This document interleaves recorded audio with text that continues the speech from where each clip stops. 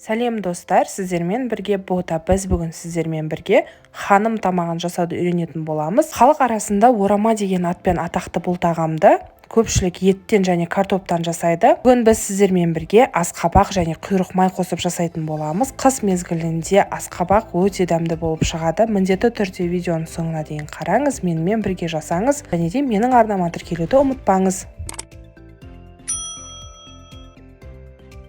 Ең алдымен жұмысымызды қамыр илеуден бастаймыз, қыздар.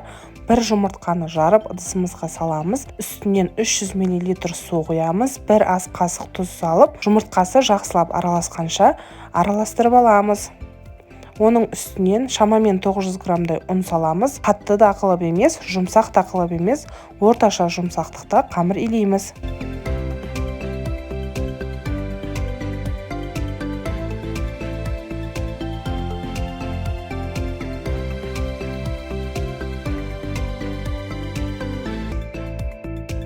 Илеп болған қамырымызды үстінен салафан пакет жауып, 20 минутқа демалдыруға қоямыз.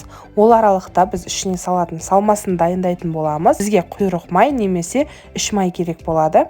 Мен құйрық май алдым. Құйрық майды майдалап тураймыз. Себебі ірі болса, балалардың, үлкендердің көзіне көрінсе, жегісі келмей қалады. Сол үшін майдалап тураңыздар. Барынша ханымның ішінде еріп кетеді.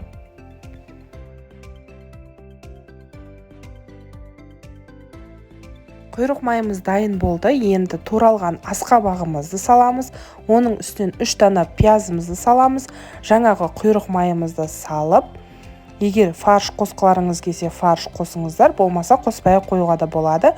Дәміне қарай тұз, қара бұрыш сеуіп, қолымызбен пашақ-пашағын шығарып араластырып аламыз.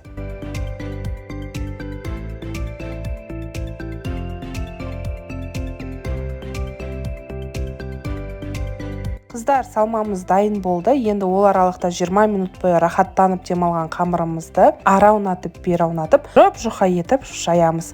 Қаншалықты қамыры жұқа болады, орамамыз соншалықты нәзік болып шығады.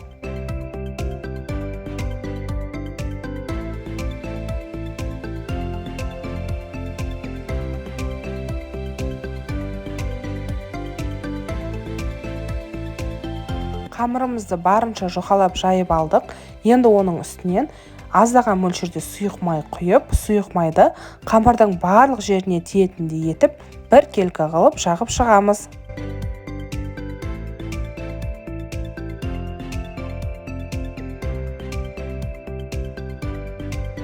Барлық жерін жұқалап майлап болған соң, оның үстіне жаңағы салмамызды салып, барлығын бір келкі етіп, қамырдың үстіне жаямыз. Бір жері қалың, бір жері жұқа болып қалмасын, себебі ораған кезде өте ыңғайсыз болады. Қолны жайып болғаннан кейін, осылай қолымыздың көмегімен орап аламыз. Оралған қамырымызды мантаварканың листін майлап, егер майламасаңыздар асты жабысып қалуы мүмкін, сол үшін кішкене майлап жіберіңіздер.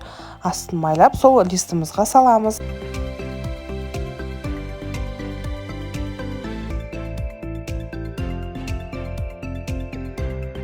Щеткамызда қалған майды осылай бетіне жағып шығамыз, беті қатып қалмас үшін. Қайнап тұрған суымызға жаңағы манты қазанымызды қойып, бетінен буы шығып кетпейтіндей етіп жауып, 50 минутқа қайнатуға қоямыз.